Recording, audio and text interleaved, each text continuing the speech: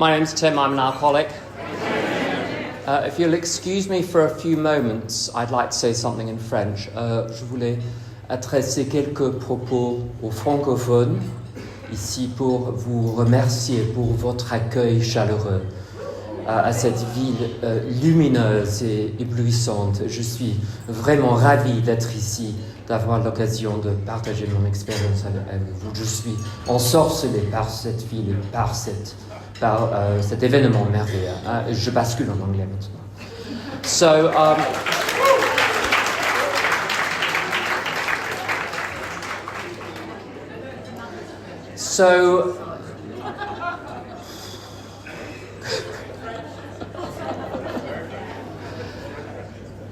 I'm from London. My home group is the Brick Lane Big Book Study. One's supposed to say it's the best AA group in the world. It's really not. But I like it. It suits me. We go for dinner afterwards, which is very important to eat with the people at the home group. If for no other reason than this, when there's a business meeting or a group conscience meeting and you're going to have to eat with people afterwards, it makes you much nicer during the meeting. My date of sobriety is the 24th of July 1993.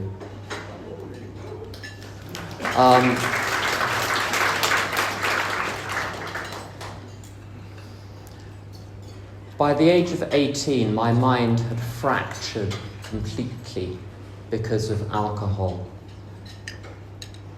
It was the last day at school. I'd been drinking very heavily for a year and a half, and I was listening to an Edith Piaf song, Les Blouses Blanches, about the men in the white coats coming to collect her, and she goes completely crazy by the end of it. And I thought, that's me. Oh dear. Now, the reason I was in that condition was entirely because when I drink buckets and I go to very dark places. Occasionally it works, but mostly it doesn't. And I knew it no longer worked. I knew it wasn't working from the beginning. I was under absolutely no illusion. Alcoholism is a monstrous parasite. It's a simple mechanism in the brain, I want to say it wants alcohol. It doesn't want anything. It has no volition. It's not a little person inside me. It's merely a mechanism. It commands alcohol. That's all. As an alcoholic, if I were to have realized the monstrosity of what was going on, I'd have done something about it far earlier. So alcoholism had to mesmerize me into believing that what I was doing of my own free will. And whatever perverted, twisted reasons it fed me, I thought those were my motivations. If someone falls over and you ask, why did you fall over? They don't give you motivations, they give you cause. When you asked me why I was drinking, I gave you motivations. The motivations were the alibi, they were not the reason. The reason, I was compelled. But the real reason covers its tracks. The truth was so valuable, it needed to be surrounded by a bodyguard of lies, as Churchill once said. So my alcoholism is a simple matter of compulsion, but wrapped in such profound self-deception. But the citadel collapsed by the age of 18. But I didn't have any help. I didn't realize I needed help. And within 3 months, I'd started drinking again, of course.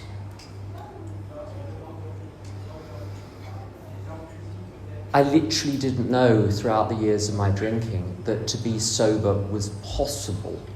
and that there were agencies which would help people. I think I'd seen Cagney and Lacey, but I didn't connect to the storyline somehow.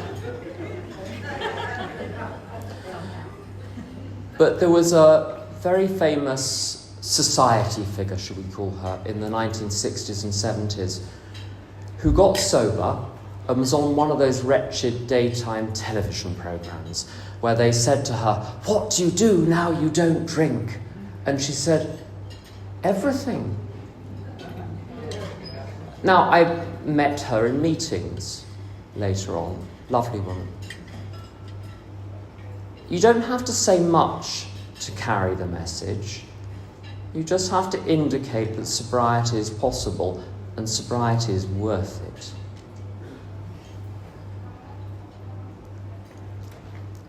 Staying sober for a long time is not straightforward in my experience. As one might say in French, c'est pas évident. Not because I think the program is complicated, but because even at 32 years, I don't trust how simple it is. Again and again and again, I fall into the same old traps. And the trap is this. You see, basically, I have two emotions. Emotion number one, I'm okay. Emotion number two, I'm not okay.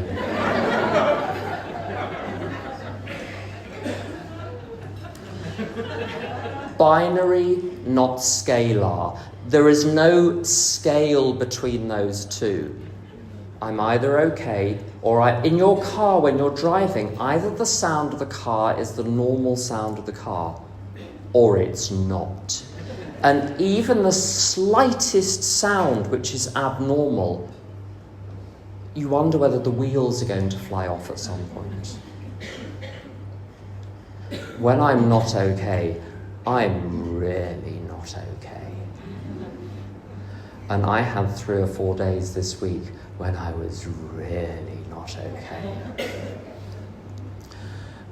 Now, I had a few decades when I was not okay. The good news is that those periods when they hit, first of all, there's a containment today, so that I still carry on with my ordinary everyday things. I fulfill my obligations. I'm nice to the people I live with. But the darkness in those moments is just as real as the darkness 30 years ago, 40 years ago. One other difference, is that I don't get myself out of it, I'm brought out of it. One of the horrible catch-22s of that darkness is when you're in it, or I'm in it, because my mind has stopped functioning, so my mind can't find my way out of the maze. All I know, I'm in the maze again.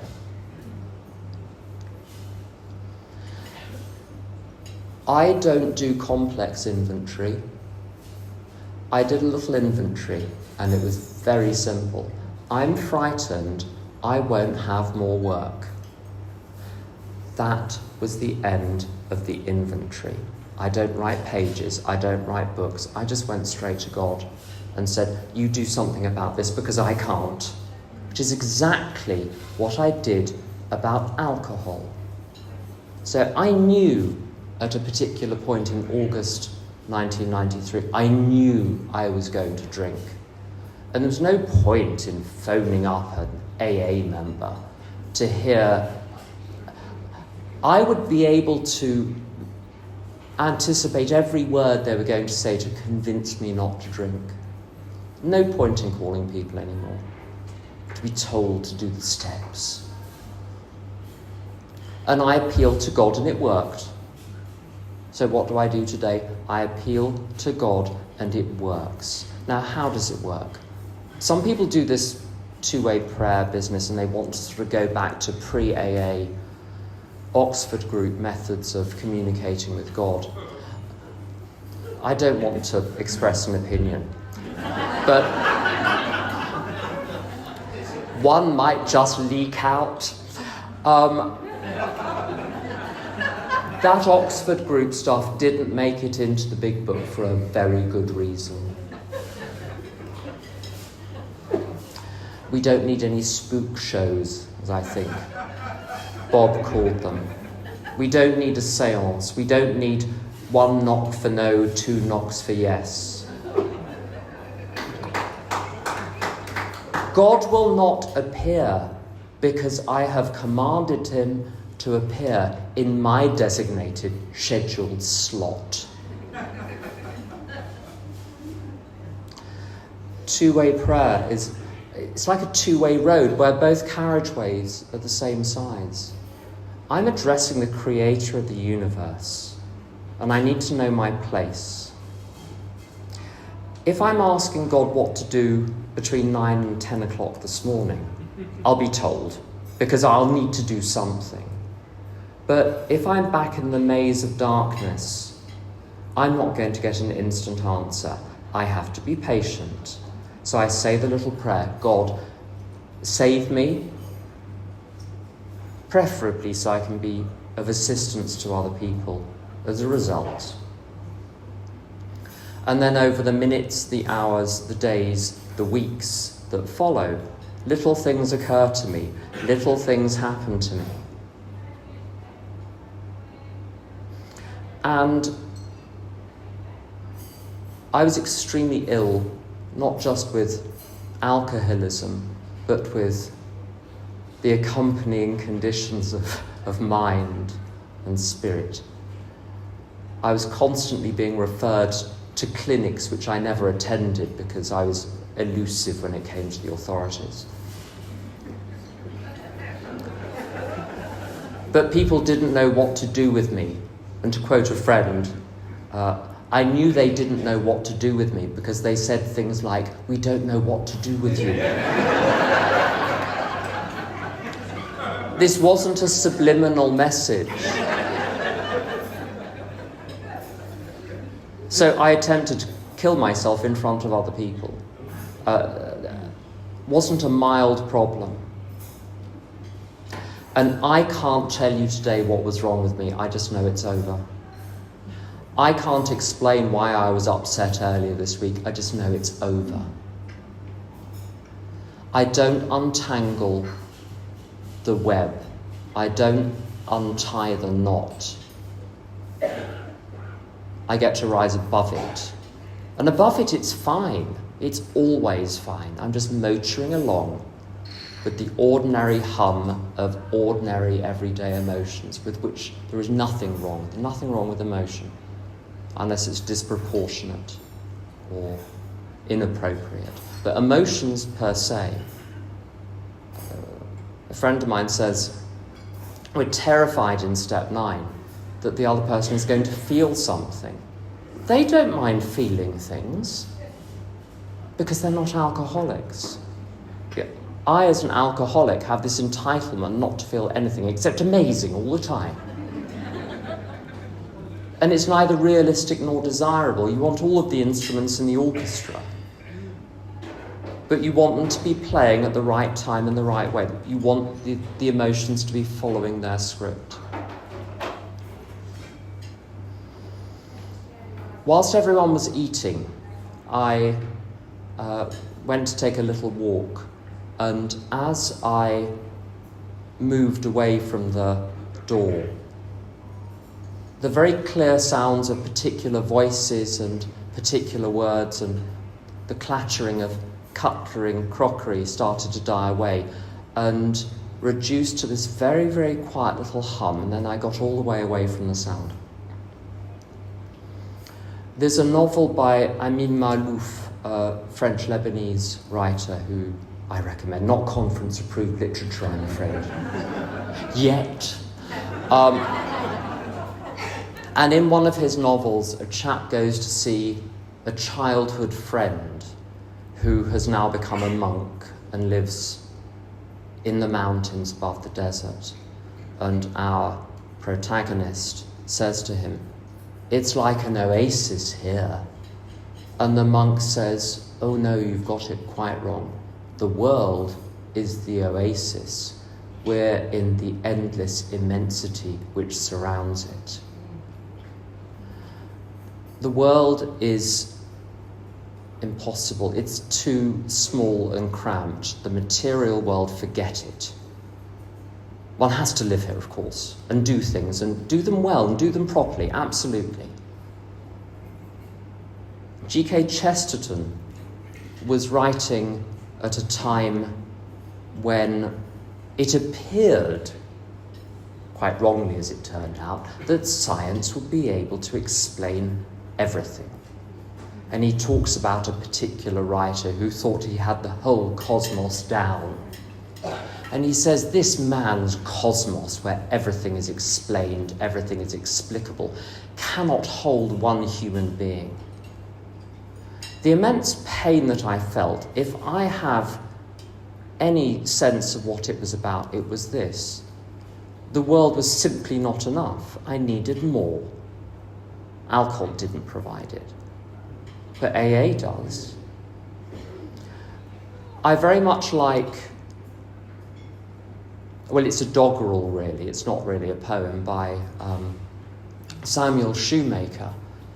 It's not great literature, but it's great spirituality, and it's called By the Door or something like that. And he talks about the spiritual life, saying how as you pass through the door into the spiritual life, there are these endless expanses and rooms, and in my Father's house there are many mansions, you know that line, and it goes on forever. But he stays by the door, helping other people who are fumbling in the darkness, trying to find a way out of their hell into something better. So my place, having taken steps and redoing the steps on a regular basis and spending 2 to 3 hours a day sponsoring other people and hours more every week doing service, is not to achieve some spiritual enlightenment. It's to help another person escape from the hell that they're in because they can't find the way home. My alcoholism was like a runaway train.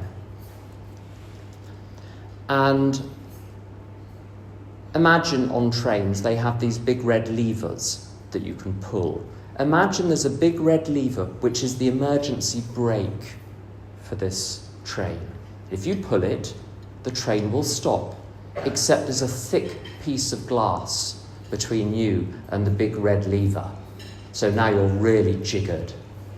And there's an inscription on the glass which says, use hammer to break glass. And you think, well, marvellous. Then you realise the hammer is also behind the glass. And this is precisely the problem I find myself in when I'm not right, when I'm not okay. It is precisely the problem I found myself in when I was new in AA. I needed someone else's hammer to break the glass. And my job is to take my little hammer and break the glass. Very occasionally the glass is broken with kindness and gentleness and softness. Usually it's broken with the truth, which isn't very comfortable, but they'll live.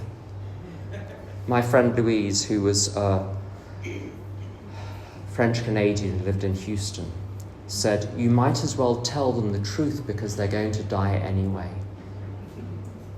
We're all alive, so let's enjoy that and enjoy our next speaker. Thank you.